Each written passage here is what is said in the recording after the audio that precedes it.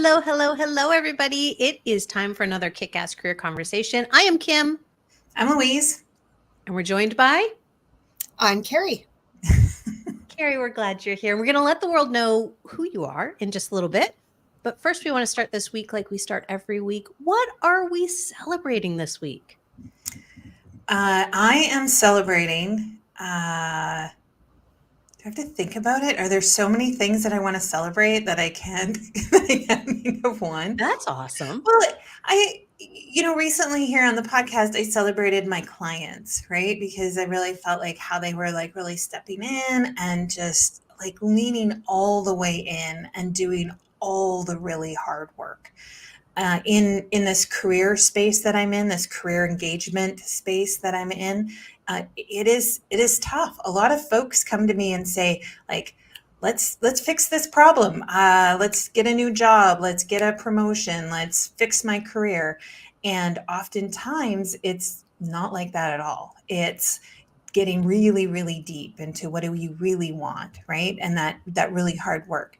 My clients have gifted me something this week in sharing that again, right? And just that reminder that there is some hard work, not that my clients do, but that I do as well, right? And that's a celebration for me. Like, I don't feel like I'm done pivoting quite yet, right? And so what does that look like? And I get so much out of that client work that I get to take in and kind of do my own coaching around pivoting and careers and entrepreneurship and what all that looks like. So yeah, I guess it's still celebrating my clients, but in the gift that they're giving me to reflect and have that insight as to like what else is next when I tune into those little bubbles.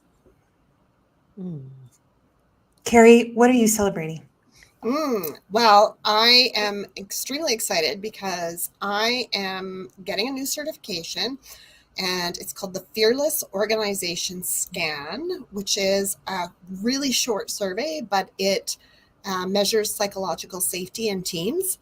And I have met with my first team today, and yeah, it was really fun. I love that stuff, so I'm celebrating that today. Ooh, that sounds fascinating. Mm-hmm. What am I celebrating? Yeah, it's like I asked the question and I'm like, oh. And it's not like I don't know it's coming. I mean, we ask it every week. I think what I'm celebrating is growth. So, Louise, to what you were kind of saying, like this idea of, your recognition of this constant, like, I'm not done pivoting. Right? Maybe I'm not. Maybe this is continuing for me, and that's kind of cool. And where do I get to lean into that? I was in my business accelerator that I run today with my group, and it was really interesting to hear where they are. So we were specifically talking around creating conscious connections, reaching out to people, having conversations, networking for those that are like, what the hell is conscious connection? Networking, reaching out, creating a pipeline of people to talk to. And that fear around it, that fear of stepping in and then going that step further of having something to ask for. And the challenge is to have something to ask for that is not, I need another client. I need another this. I need it, right? I need a promotion if we're talking about somebody who's an employee. Not to ask for that thing, but where else can we use support that will help us grow? And so this question was asked of me earlier this week, and I got to again play it out in the Business Accelerator this week. And it was a very exciting place to be because it is that cycle of growth that we continually have the opportunity to go through. And like I started to say we're continually going through, but there's a lot of people that have chosen not to be on that, whether consciously or unconsciously, they are not in the midst of it. But those of us who are aware of it to have that opportunity for growth, it always exists. So I'm celebrating that. That feels like a good thing to celebrate, right? Absolutely. Yeah. All right, Carrie, before we go any further, I just met you backstage. Louise knows you. And we were celebrating that too, because that's not always the case here on the podcast. So I would love to, I've read your bio, I've been to your website, so I know that, but I'm going to share with the world what I know about you. So Okay. Carrie is an author, a speaker, a consultant, and a certified executive coach. She is owner of Elevate Executive Coaching and co-owner of, am I saying it right? LumiLead? Lumalead. Yep. LumiLead, a Yep. leadership development company. She has a master's of arts in leadership and accreditations in emotional intelligence, change management, the 6 types of working genius, and the fearless organization scan, which she just talked of. Carrie has a genuine desire to create positive change in the world, especially for her clients, and volunteers as co-chair of Women in Leadership Foundation, the Saskatchewan chapter. Carrie, we're so glad you're here. Well, thank you. I'm excited to be here. Hannah to represent today. Yeah, I feel like you're my next door neighbor sometimes, but I just can't run out and have coffee with you because that's an 8-hour drive. But you are close, In Canadian terms. in Canadian terms. Fair. That's fair. Okay, so I don't know about you, Carrie, but I know when I was a lot younger, I didn't even know what coaching was. I didn't know executive coaching. I didn't know like all of these things. Like psychological safety wasn't even a thing. I mean, it was a thing, but we didn't have language for it. Yeah. But all of these things, and so here you are running and kicking ass in your own business, doing that. But how did so many questions just like wanted to fall out. Like, what was that like for you to get here? Like, did you Yeah. always imagine like this would be your connected space? No. It really was a journey because like you said, Louise, I didn't know what I wanted to be when, or what coaching was even until like not even 10 years ago. I didn't know coaching was a thing. And my kids now are, at the age where they're starting to choose their careers and what kind of education they're going into. And I just say, you know what, pick something and try it, because what I do did not exist when I started university. So I did go to university for public relations, communications. And I did that for more than 20 years. And I liked it. It was a great career and I was good at it. But what happened, or I guess kind of how my career went, is I really, really enjoyed employee communications. And that's like being the voice of the executive to employees. And so when you're in that position, you really start to learn or understand leadership a little bit better. And what leaders want to say as compared to what they do, and what employees want from leaders and from their employers. And so then I got really interested in leadership, and I decided, okay, I'm going to go do a master's degree in leadership. And at the time, my organization sponsored, so they paid for my education, which was awesome, phenomenal. But my boss said, well, why not an MBA? And I was like, MBA, ugh, that sounds awful. Like, if I get an MBA, people are going to expect me to do MBA stuff. I'm like, I don't want to do that. Like, leadership, that's what's really interesting to me. So I did that. And then I came back to my organization and I had all this knowledge and I was so excited about all I learned. And I wasn't able to leverage it to the extent that I wanted in the organization that I was in. And at the time, the organization was going through some big changes, and they were really great because they had a lot of support for employees. And one of the things that they did was hire a coach who could talk one-on-one to employees. And so I met her, and that's where I learned about coaching. And she was so wonderful. And we had some really great conversations. And she and I kind of clicked. And so I started to learn more about coaching. And then at the same time, So my dad was a serial entrepreneur, and he had a business, and he had been diagnosed with cancer. And he said to me, why don't you come work with me? And then if I can't work anymore, you can take the reins. And this was really hard for me because my dad's business, well, he's an accountant, so he had that, and he had another couple businesses, but the biggest business was this window cleaning company. And I was like, window cleaning? I don't know if that's really something I'm into. But I said, after thinking about it a lot and having lots of conversations, I said, okay, Dad, I think that sounds interesting. I'm going to come and work for you and really want to do this coaching thing. So I want to try my own stuff. And he's like, sure. So I did. I quit my job. I went to work for my dad. Like weeks after I started working for my dad, I started my coaching certification, and then, finished that, started my business. And when I was there, I met my co-authors. We wrote a book. And then one of my co-authors became my business partner in LumaLead. And, it just kind of all evolved. So I don't think we need to say anything more, because the entire title of today's episode is Change is a Process, Not an Event. Done. Heck, perfect example. Yeah. Right? That evolution, right? To allow the process to unfold. What I didn't hear, and maybe this was happening in the background, you just didn't share it in that story.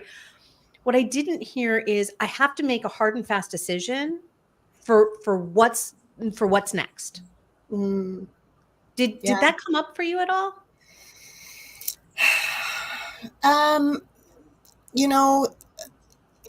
It wasn't a hard and fast decision. It did take me a lot of time, and there were a lot of things. But what I did know is that I wasn't happy where I was at. And I knew I had to do something. And I was just lucky that I was given an opportunity that I could step into. But don't get me wrong. I looked for other jobs before that, because I was corporate. That's what I did. That's kind of I thought where I belonged. And so I'd applied for other jobs, and the universe kept telling me, no, Carrie, this is not where you're supposed to be. Yeah. Well, it's that evolution, right? Like it's that word evolution, that we're never really done changing or never really done growing. We might be done in a particular area, like, and then we're done. But it's this idea of like, I think we constantly evolve because we are constantly changing, and finding an environment that is adaptable to like what's going on inside, I think is key to being connected and happy and fulfilled. Yeah, definitely. When Heather and I, my business partner, started LumaLead, we had our core values, and one of those values is practice. And the reason I compare it to yoga practice, because it's all about getting better than you were yesterday. And so when we talk about leadership, it's always about growing, trying new things, getting better. Because what happens is, the world is constantly changing around us, and so much faster than it used to, and it, like, this change is just persistent and perpetual, and sometimes exhausting. And so if you're not changing or growing or learning, my dad always used to say, if you're not growing, you're dying. Yeah. And it's so interesting, because what we were talking about at the beginning when we were putting in our celebrations, that speaks to this as well, is that place of growth, of evolution, of understanding that we are changing. As human beings, we're changing every day. We're changing individually, but we're also changing societally, in our communities, in our families, in our friendships, because none of us is static. And that can be really scary. right? When people want that feeling of stability, to know what to expect next, to understand that we don't live in a world that is static. I mean, look outside the window. No. Um, it snowed here this morning. I don't want to look out the window. But tomorrow it'll look different, right? In an hour it'll look different because the sun will be in a different place. The entire world we live in is in a constant state of change. And yet we have this feeling of fear about it because we think it happens like that. Mm-hmm. What do we do about that? What do we do about that for ourselves and for the people we work with? Wow, that's a good question.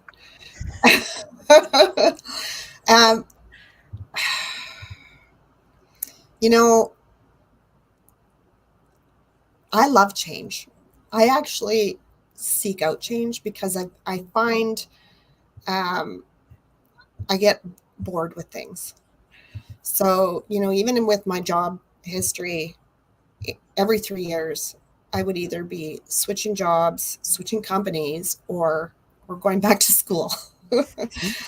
So, so I'm someone who doesn't fear change.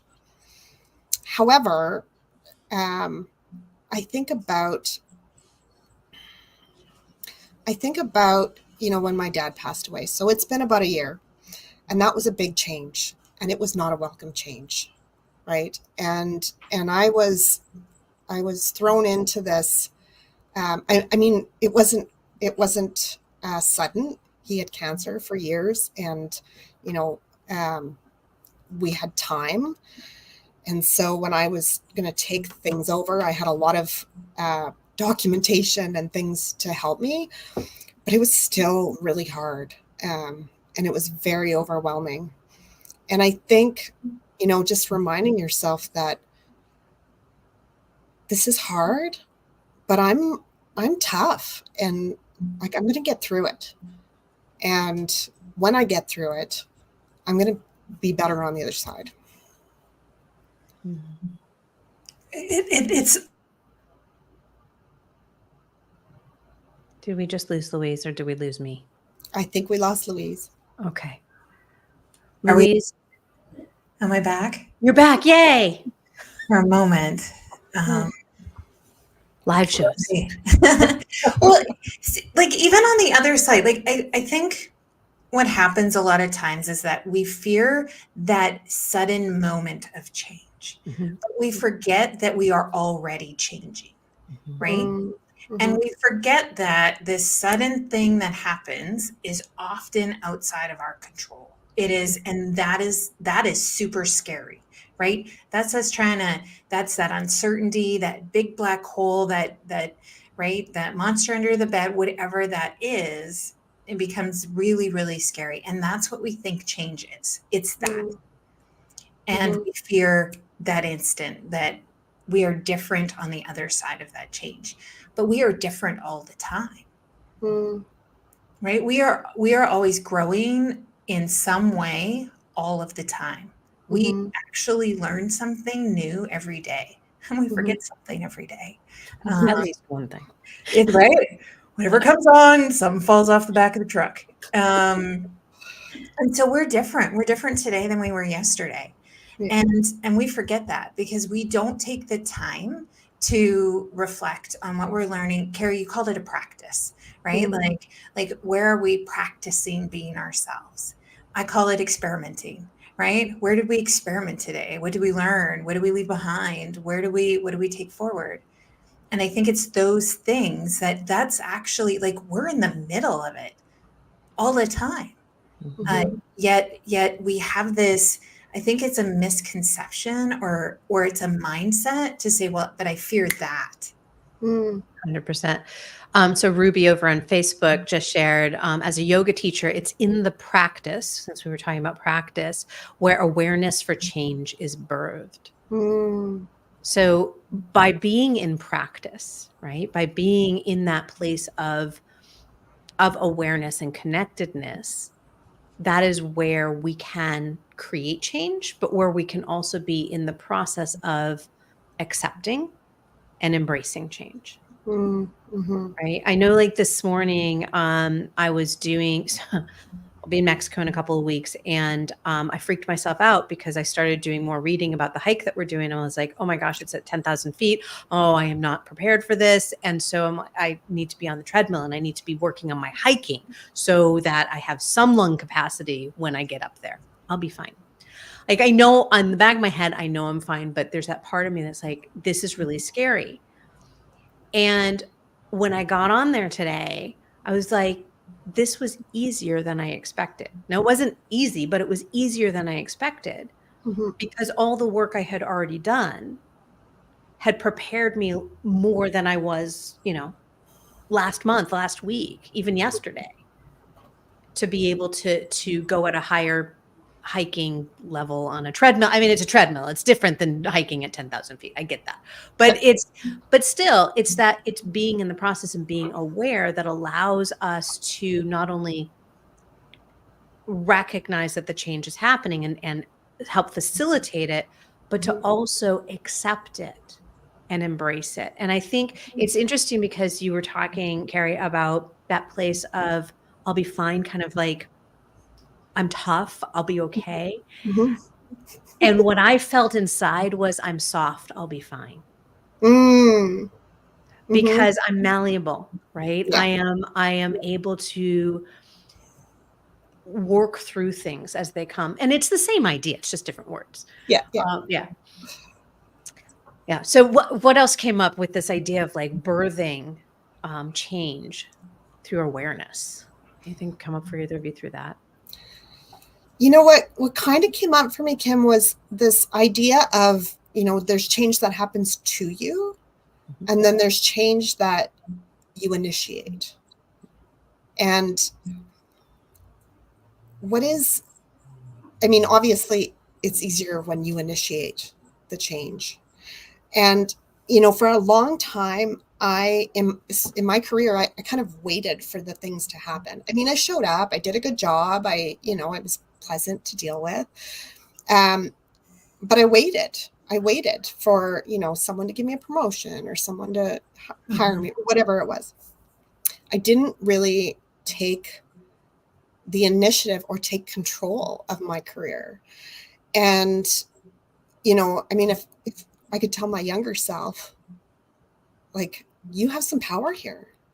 You can drive the change. You don't have to wait for someone to give it to you. One of my favorite authors, and she has a podcast too, Mel Robbins. You've probably heard of Mel Robbins. And she's got the 5-second rule. And so when I was, in that last stage of my, I guess I'll call it my former career, I had read that book. And what's really stood out to me from what I had read, there were two things, but one of them was, no one is coming to save you.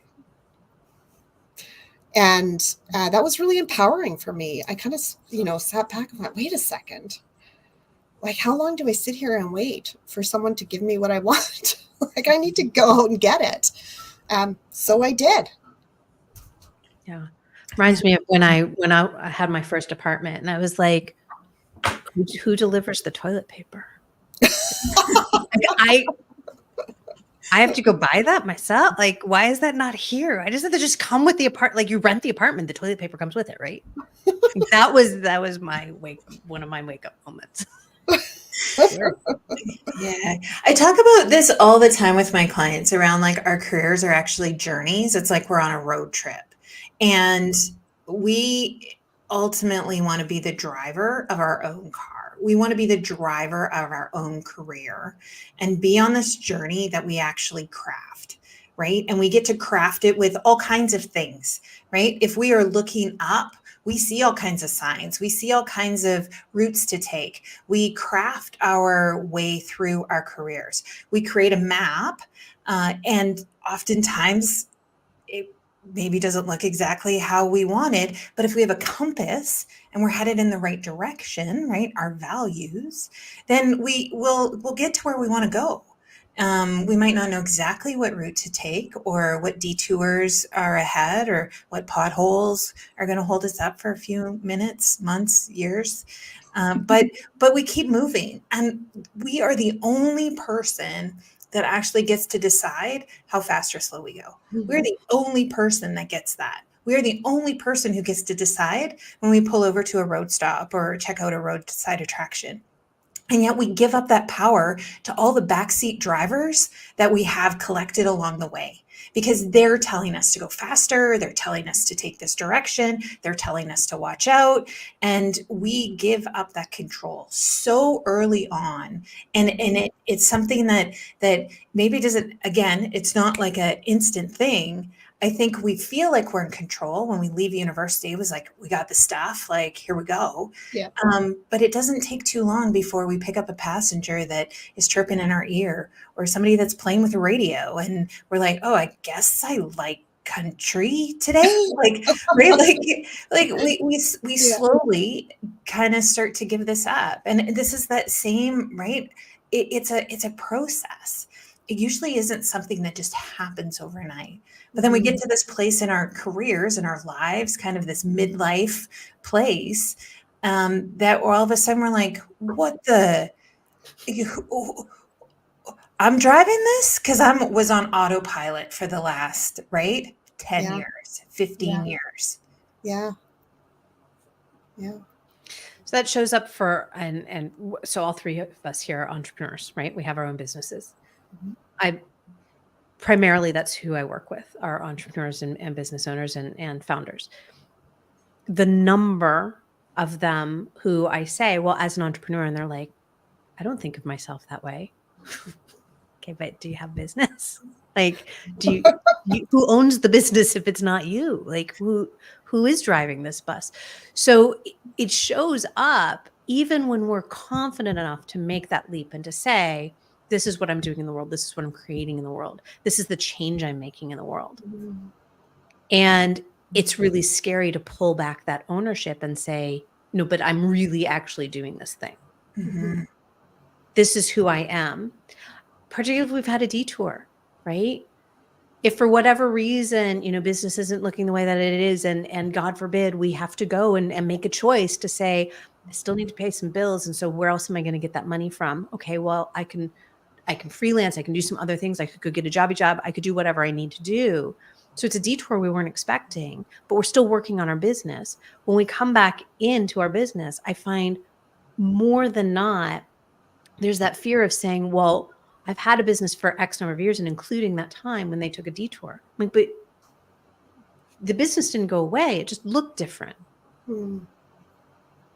So I feel like we do, when we take these detours, however we are building and crafting our careers, it is that detour makes us diminish the value of where we think we're headed. Instead of saying, that's my experience. I get to bring that experience forward with me. Mm-hmm. Look, I went to law school. I'm not a practicing attorney. I don't ever want to be a practicing attorney again.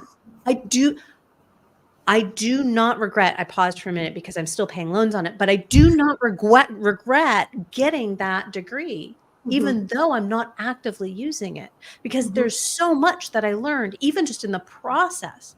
Not just about the law itself, but the process of learning and how people learn and how people work together and how systems work. So nothing is for naught. There's always that opportunity, and that's that growth that we keep going back to. That's that process, being in process. And I keep going back to, yes, and all three of us know, because our clients all show up this way, change and recognizing that we're growing is scary because we want to be at that place. I don't know about you, but I love saying, so what happens when you get to that place? Do you stop? Do you stop? Is that it? You get there, you're done? I don't want to live that way. I don't know about the two of you. Tell me about that. These are such big questions you're asking. That's me. Yeah, you know what? I don't. like I said, I get the 3-year itch, right? I need to do something different. So, I mean, it's going to look a whole lot different. At some point, I'm hoping that my focus and my learning is about my grandchildren and, not my bookkeeping, because that would be more fun. Yeah. But I mean, no, I don't ever want to stop growing and learning. We get so hooked on that destination, like just like any road trip, right? It's like, yeah, I'm going there. And so we can like just like pedal to the metal, like let's just try to get there. And like Kim, like you said, like, and what's there? But but it's not only that question, it's like, well, and what are you missing along the way? 100%. Right? Like let's be real. It's always a journey. There is actually never a destination. And if we can't unhook ourselves from that mindset and that belief, like we are very limited in what we can do in the world, because that's all we're focused on is that thing. And what happens if you don't get it? Because that's outside of your car, right? Like that's outside of your control. Yeah. There's a prayer that we do in synagogue, and the only part that I remember is so those of you who are Jewish who are hearing this, whatevs. It is the life is a journey. It's not a destination. And it's actually, it's about this idea of, right, dust to dust, right? Like if we're focused on the destination, then we're focused on death, because really that's the only place we're all headed. Yeah. Everything else from our first breath to our last is a journey. Yeah. Yeah. So, yeah. It's hard. It's hard to it's hard to remind yourself of that, because I find, especially with social media, that you're always comparing yourself to other people and what they have, or the trips they're taking, or, like, oh, I want to do that. I want, and so, and I think too, as I'm talking about this, that it's important to have goals. It's important to want to achieve things. And I think maybe there's a balance between goals, but also just taking the time to be in the moment, recognize what's going on, appreciate what's going on and what you have already. Well, I think the process for me is not being in the process and recognizing you're on the journey is not having goals. I mean, I think about when I plan a road trip, to use Louise's favorite metaphor, when I plan a road trip, it involves roadside attractions. Not just like, where are we stopping for lunch and for the night, and what big things are we doing, but those, let's get off the highway and go 40 minutes out of our way to go see the world's largest 6-pack, like, which exists in Wisconsin, and not necessarily something you need to stop for. But anyway, it is like, there are those things because it's the experience. Yeah. It's getting from point A to point B. We had a place where we were going. Well, let's have fun getting there. I mean, as much as we can. No, life is not just all rainbows and fairy tales and unicorns. And yet finding that, like, where do we want to allow a little bit more of that process in? To me, that's the exciting stuff. That's the stuff that's what life is about for me. It's the process. Yeah. I had a client earlier today, and we were wrapping up our 6-month package together, right? And I had asked her, like, what are you taking away from our time? What is it that you're going to put in your glove box of your car and have as a resource? And her whole goal when we started coaching was, tell me what's next. I don't like what I'm doing. I don't like where I'm doing it. I want to know what's next, right? I want to know the destination. And she told me today, and I hope I don't get it wrong, but the words were, I now have permission not to know. Mm. Yep. Right. And so it's like, she is more clear than she has ever been in her career journey.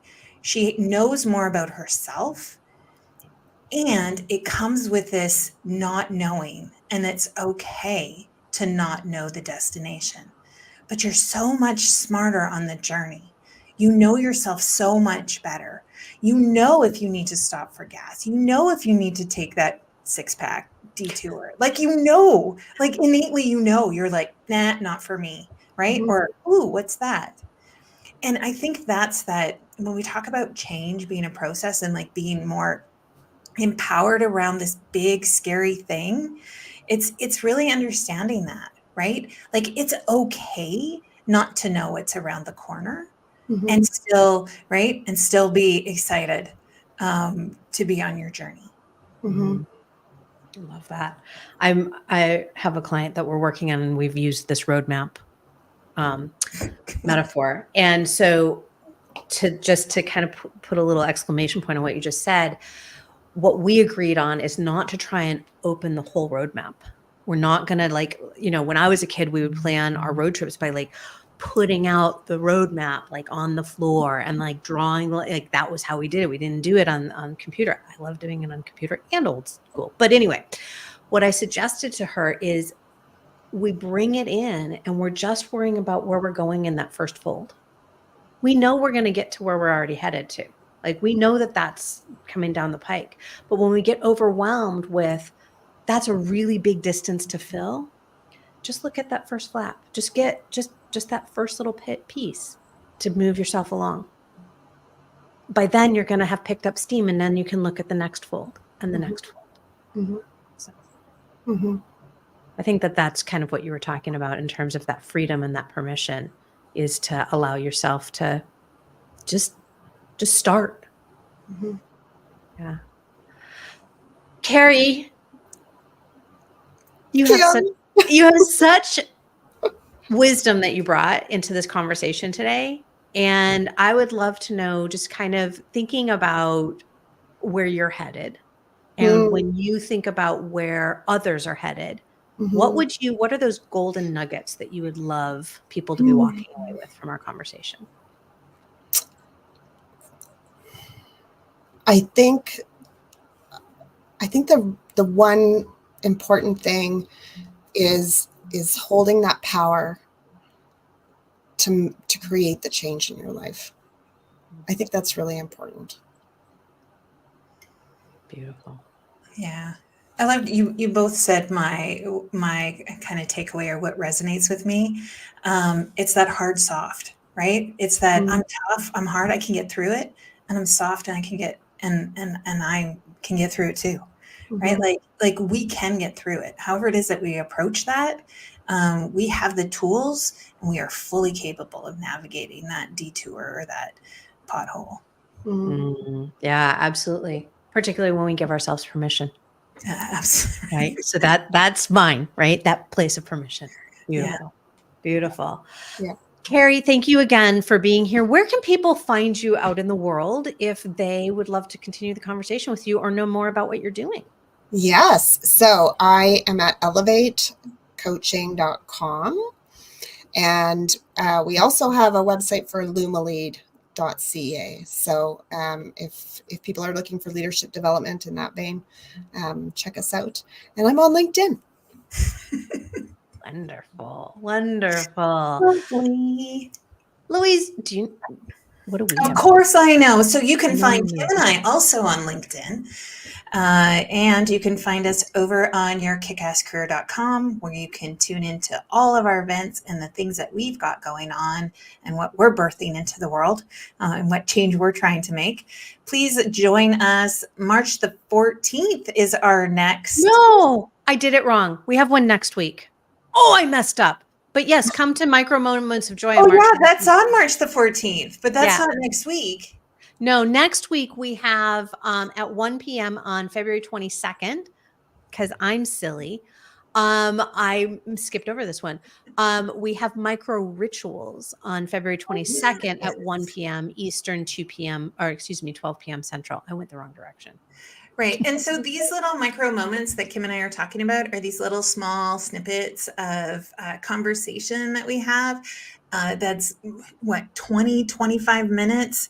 That's going to give you some tools, some strategies, some ideas, some takeaway of some kind as to how you can start making big changes with these little movements in your life and your career, your business, fill in the blank, right? It's all things. But yeah, next This is time, correct. building confidence and belief in yourself with Monica. You can join us then. I think this goes to show how much I don't know about what's going on, and I just wait for the ticker to come up, and then I just take it. I do know what's going on. I pay No, you do. attention, but I in the moment often can't recall. But Yeah. Enjoy the journey, Louise. I am on It's one. just a fun, yeah. We're just on a journey here. So, yes, next week on the 22nd is micro rituals for the mini class. Then on the 26th is Monica with building confidence and belief in yourself. But this week we've had the joy of having Carrie here to talk with us about change being a process and not an event. No, none of this. Can't None of that. Thank you so much for the conversation today, Carrie, and thanks for joining us here on Kick-Ass Conversations. Thank you so much. It was a pleasure meeting you, Kim, and a pleasure talking to you both. Thanks so much, Carrie. All right. Bye, everyone. Bye for now.